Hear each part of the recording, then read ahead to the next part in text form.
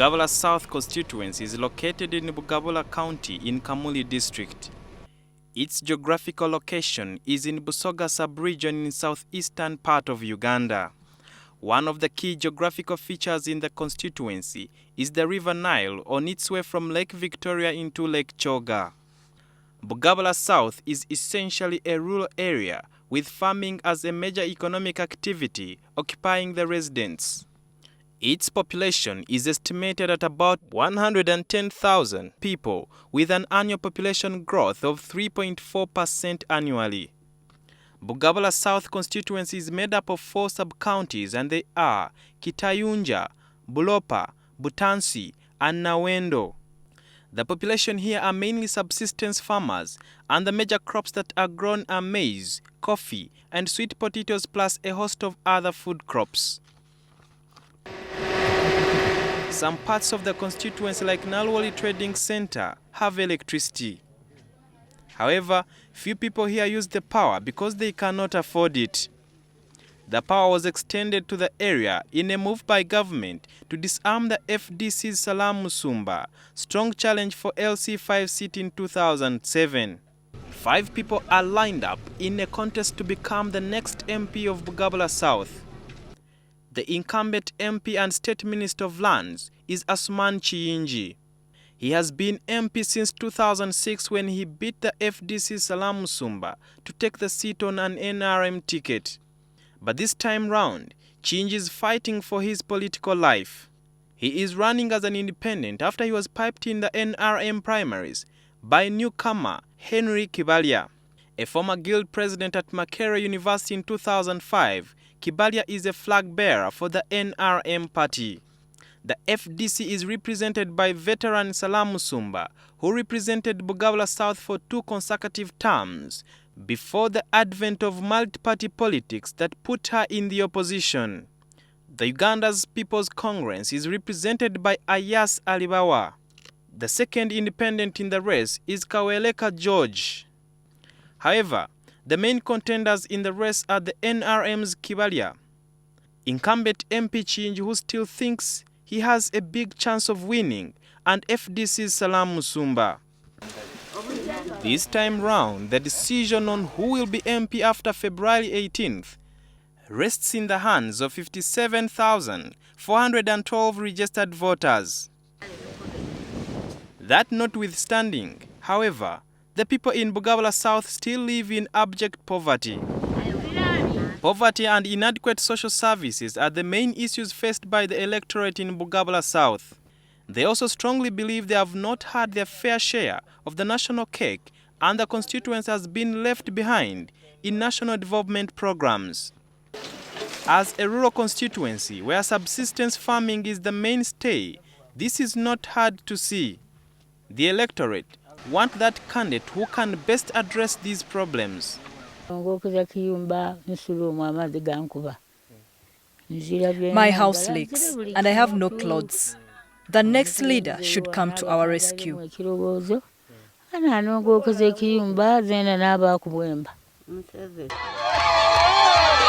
However, incumbent MP Asman Chiyinji thinks what the area needs is income-generating activities that can harness the extended family system to bring about change. How do you increase incomes of people? What can the old people do? Do they have small projects like chicken rearing, rabbit rearing, poultry, that they can do without much strain? Inadequate water sources and supplies, school dropout, and lack of opportunities are critical issues in this constituency. The least distance on average to a water source is about 1 kilometer, and this will usually be a borehole. Those who cannot walk the distance have to fork out 300 shillings per jerrycan, especially in the trading centers. But to many of the rural folk here, that price is quite prohibitive.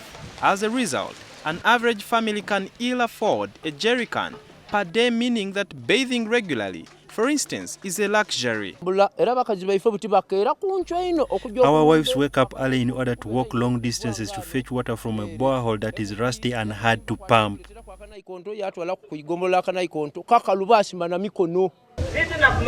FDC's Salam Musumba suggests introducing rainwater harvesting during the wet season and tapping into the River Nile as sources of water. The constituency is also bedeviled by long dry spells. The plan I have is that we must have access to River Nile, because River Nile is just a stone's throw away from here. That water must be available and distributed in a manner that is usable for the people. Whereas universal primary education has enabled many school-going children to be in class, Bugabula has a high school dropout rate. Some of the residents attribute it to long distances to school and lack of money to buy books, uniforms, as required by children's parents.